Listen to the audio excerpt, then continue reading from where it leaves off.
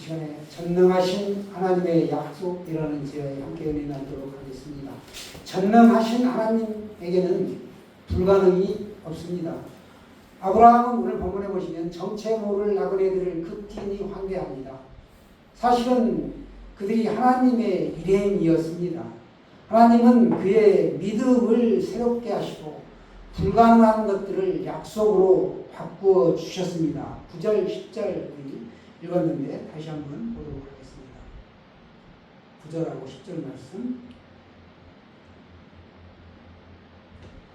시작. 그들이 아브라함에게 이르되 내 아내 사라가 어디 있느냐 대답하되 장막에 있나이다. 10절이요. 그가 이르시되 내년 이맘때 내가 반드시 내게로 돌아오느니 내 아내 사라에게 아들이 있으리라 하시니 사라가 그 뒤 장막문에서 들었더라. 아멘. 사라의 이름을 부르며 다시 아들을 주시겠다. 이렇게 약속을 하십니다. 하나님은 인간의 계산을 뛰어넘어서는 분이시고 시간 속에서 일하시는 분이라는 걸 알 수 있습니다. 늦었다고 여길 그때에도 하나님은 여전히 약속을 이루어 가십니다.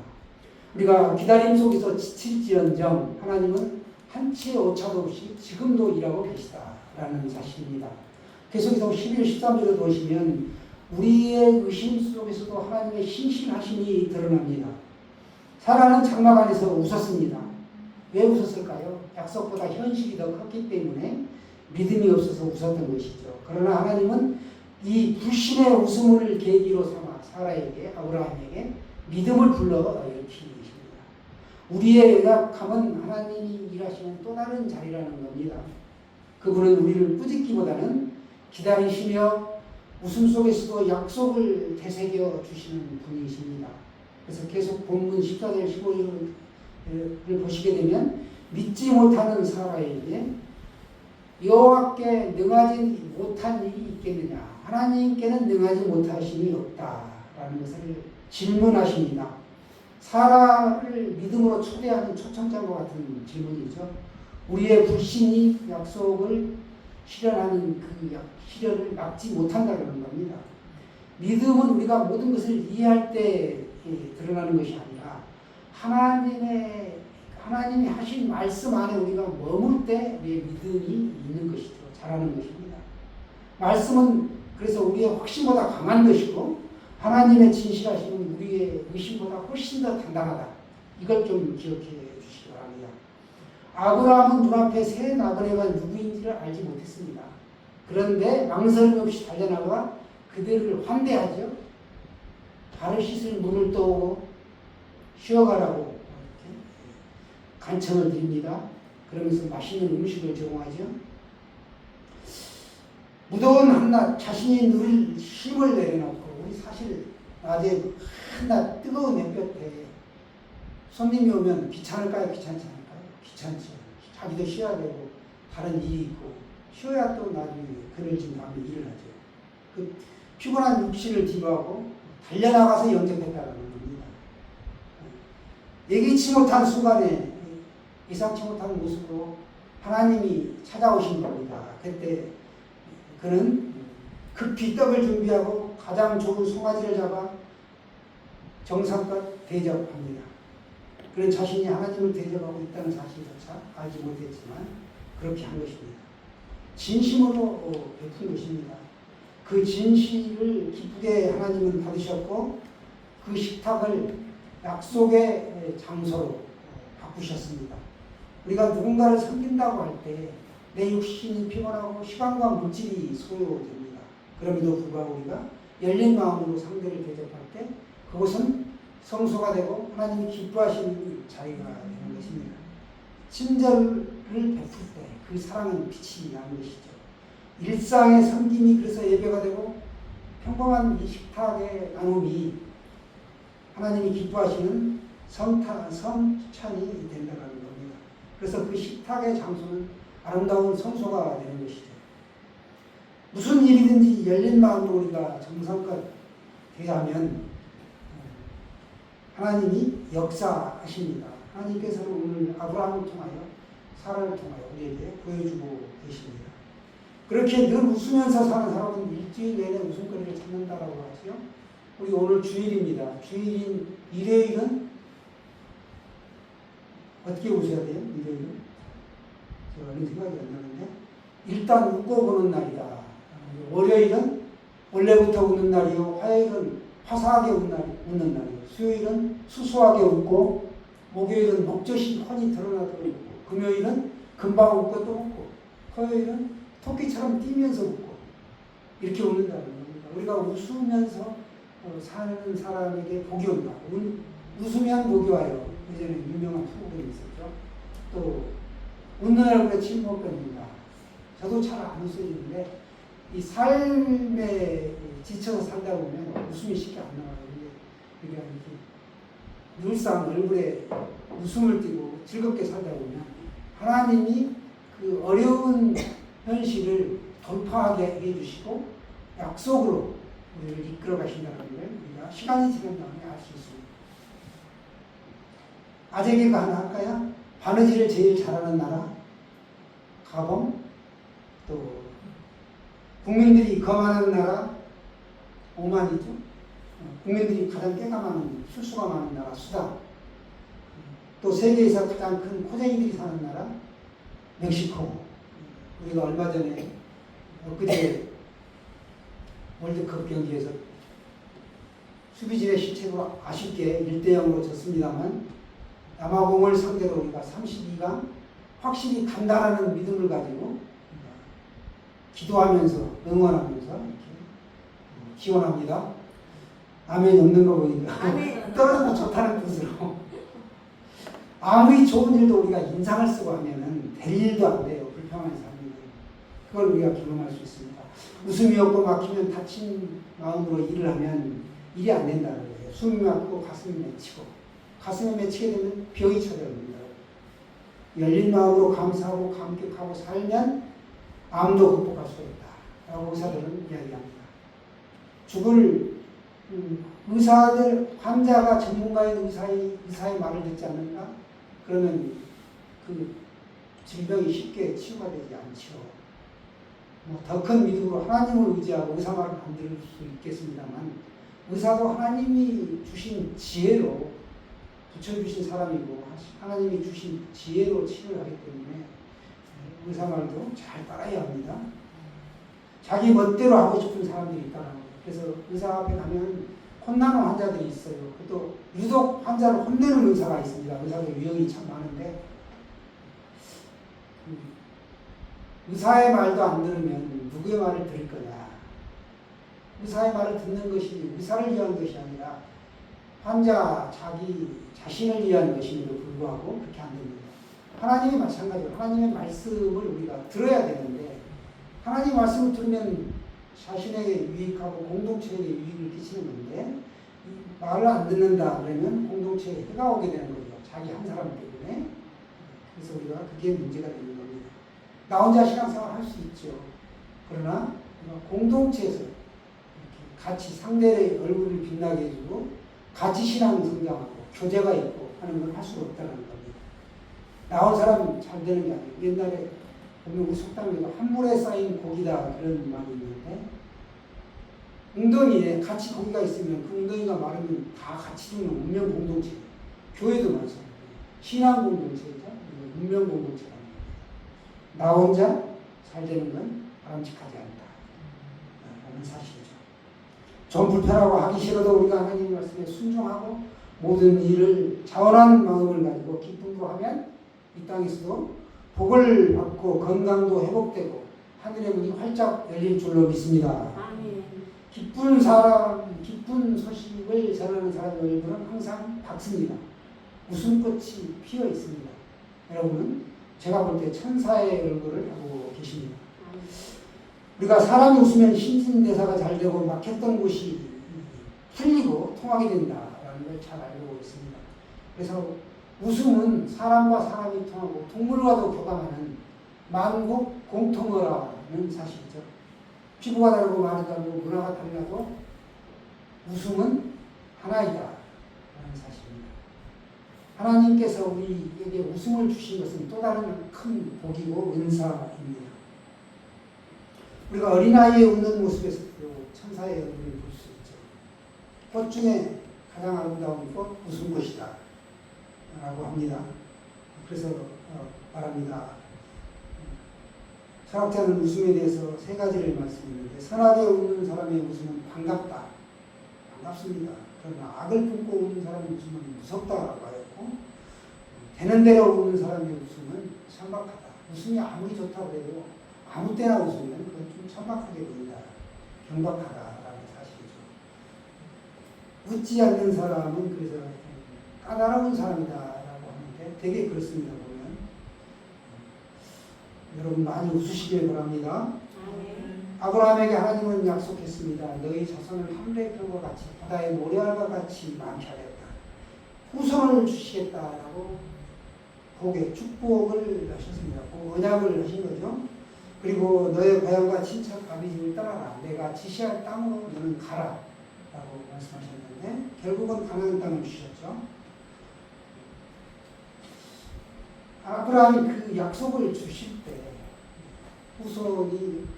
후손의 복을 약속을 주셨을 때 60이 지난 나이였다라고 합니다. 우리는 살면서 60을 굉장히 중요하게 생각하죠.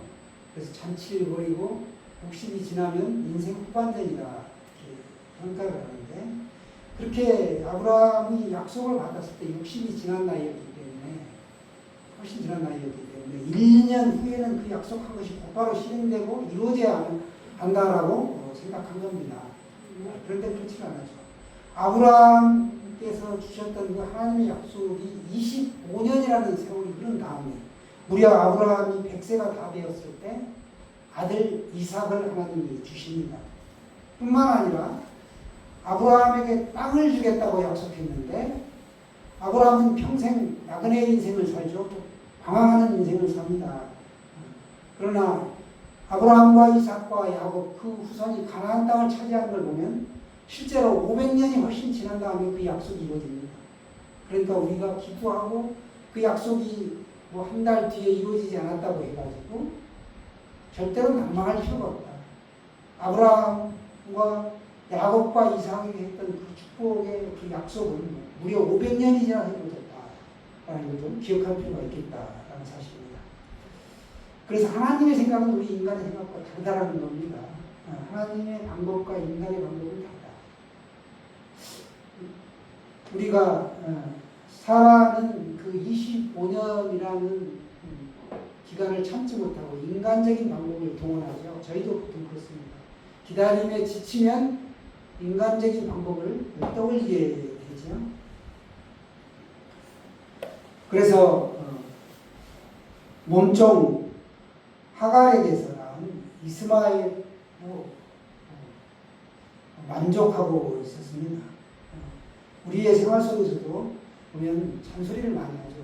불 조심해라, 문 약속 잘해라, 차 조심해라, 또 일찍 들어와라, 학생들에게는 공부해라, 또 신앙생활 제대로 안 하는 것 같으면 제발 기도해라. 숱하게 이런 잔소리들을 한단 말이죠. 그런데도 불구하고 한순간 그 이야기를 망각했던지 아니면 타성에 젖어가지고 그냥 이렇게 습관적으로 면역이 되어서 살다 보면 한순간에 사고를 당하게 됩니다. 대표적인 얘기예요. 우리나라의 건설 현장에서만 사망사고가 1년에 한 명꼴로 이렇게 수십 년째 이렇게 발생되고 있고 줄지 않고 이렇게 계속 늘고 있습니다. 안전 교육이라든지 장비라든가 이런 거는 점점점 고급화되고 과학화되고 시간이 늘어나고 있음에도 불구하고 사망사고는 끊이지 않고 일어난다. 이건 뭐냐? 타성에 젖어 있고 그만큼 경각심이 이렇게 면역이 되어가지고 방심하고 규정을 지키지 않는다라는 겁니다. 그래서 예전에는 속도전으로 가고 어떤 성과 위주로 가기 때문에 회사 쪽에다가 비중을 70으로 뒀다면 과실 비율이 지금 개인에게 70 정도가 차지한다는 거죠. 할 만큼 회사가 하고 있는 겁니다. 거기다 투자를 하고 모든 걸 하고 있음에도 불구하고 2인 1조 작업을 해라. 그런데 느닷없이 혼자 가가지고 어려운 작업을 하는 겁니다. 사고가 나죠. 그렇습니다. 우리 신앙생활도 보면 기도하고 찬양하고 말씀하고 순종해라 순종해라 순종해라 맨날 그러는데도 순종이 안 되는 겁니다. 제가 여기서 설교하는 그 주 내용은 예수 잘 믿자. 잘 믿고 잘 믿는 사람 더 잘 믿고 안 믿는 사람에게 우리가 예수님 복음을 전하고 사랑을 전하자. 이런 것이 주죠. 주인데 그걸 어떻게 표현하느냐 그거예요. 그러다 보니까 말씀이 이 말씀을 말하고 이 말씀을 갖다 말씀하고 저도 물론 제 말씀한 대로 못 사는 거에 대한 부분이 참 가슴 아프고 부끄러운 모습이지만 여러분 우리가 누군가는 또 말씀을 전해야 되니까 여러분 앞에서 제가 이제 말씀을 증거하게 되는데 기승전결은 똑같다. 복음에 대한 거예요. 한결같은데 우리가 그게 날마다 귀에 닦지 않도록 복음을 듣고 이렇게 예배를 드림에도 불구하고 왜 우리의 삶의 모습이 변화되지 않는가 되돌아볼 필요가 있다라고 말씀드리고 싶습니다. 오늘 그 사라는 웃습니다. 12절 말씀 보시면 12절 말씀 같이 보겠습니다. 시작. 사라가 속으로 웃고 이르되 내가 노쇠하였고 내 주인도 늙었으니 내게 무슨 즐거움이 있으리요. 이제 내가 늙었다는 거죠. 나이가 한두 살도 아니고 80이 넘었고 또 생리가 떨어졌고 그랬는데 무슨 낙이 있냐. 남편도 있고 그러면서 이 현실을 바라보면서 장막 뒤에서 웃은 겁니다. 하나님도 참 웃기셔. 이렇게 웃은 거예요. 그런데 하나님이 뭐라고 말씀하십니까? 내가 내년 이맘때에 반드시 너에게 아들이 있게 하겠다. 아들을 주겠다. 이렇게 말씀하시는 것이죠. 주시려면 진작 주시지. 100세가 이제 아브라함은 100세가 된 나이에 다 된 나이에 무슨 99세죠. 그러니까 99세가 되면 이제 100세를 바라보는데 무슨 나는 다 끝났다 이렇게 생각했는데 자녀를 주겠다고 하실까? 라고 하면서 웃었다는 겁니다.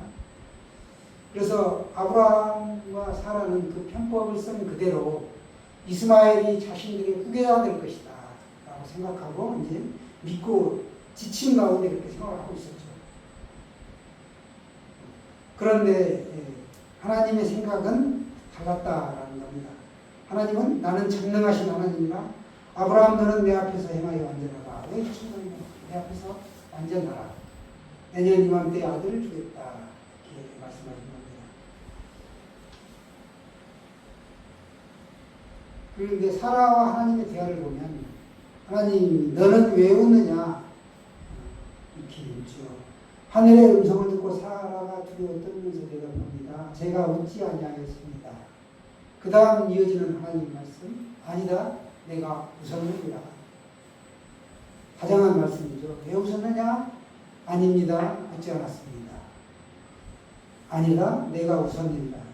정말 이 친근한 관계에서 오갈 수 있는 대화라는 겁니다. 아주 사랑스러운 관계죠. 우리도 하나님을 알고 있고 믿고 있고 신앙생활합니다. 하나님과의 그 인격적인 교제, 친밀함이 무엇보다도 필요합니다. 하나님은 우리의 연약함을 다 알고 계시죠. 그래서 우리의 실수를 탓하시는 것이 아니라 하나님은 기다려주시고 그 각 사람에게 맞는 하나님으로 우리의 신앙을 이끌어 가십니다. 그래서 성경에서 보면 수많은 믿음의 사람들이 있는데 에스더와 한나의 통곡의 기도 소리를 들으셨고 또 여러 사람들의 기도를 다 들어주시죠.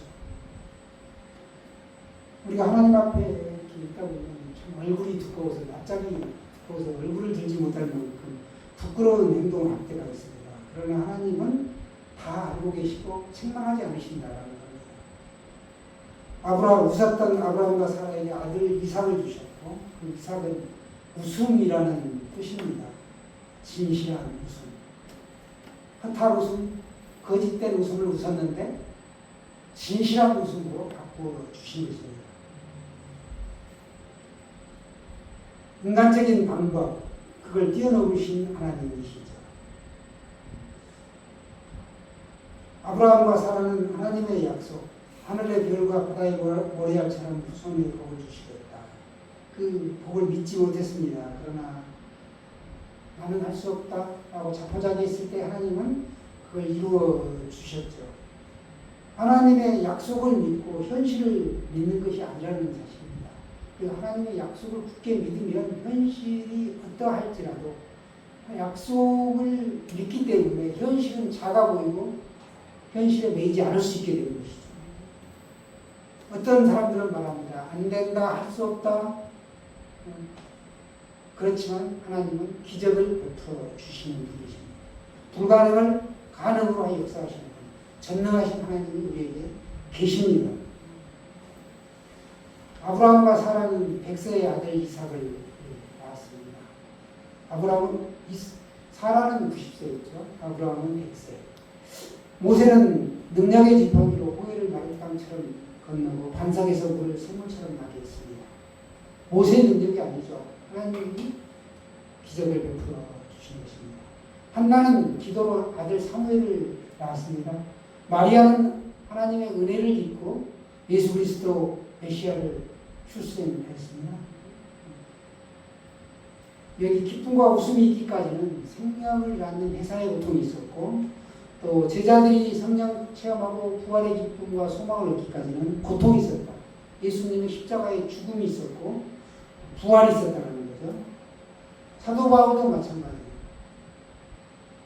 예수 그리스도의 제자로 부름받기까지는 자신의 가문과 학문과 모든 것들을 배설물로 여겼다는 겁니다. 그런 결단이 있을 때 하나님께 쓰임받는 사람이 될 수 있다는 사실이죠. 지구촌 곳곳에 아픔이 있고 고통이 있고 있는데 이런 것들이 기쁨과 평화가 되기를 우리는 기도하고 있습니다. 특별히 내일모레 동족 성장의 아픔이 한국 동단을 맞게 됩니다. 기념일을 맞게 되는데 분단된 남북이 이 반세기 넘도록 지금까지 이루어지지 않고 있습니다. 이제 자주 통일이 올 날을 우리가 기대하면서 믿고 있습니다. 우리의 꿈, 교회의 꿈, 나라의 꿈, 하나님의 꿈이 우리의 뜻 가운데서 이루어지는 게 아니고 하나님의 뜻 가운데서 이루어진다라는 걸 믿으시기 바랍니다. 하나님의 뜻과 하나님의 계획은 우리의 생각과는 전혀 다르다라는 것이고 특별히 우리의 자녀성들과 우리 모두의 이 소박한 꿈이 이루어지는 날 다 함께 웃으실 수 있기를 바랍니다.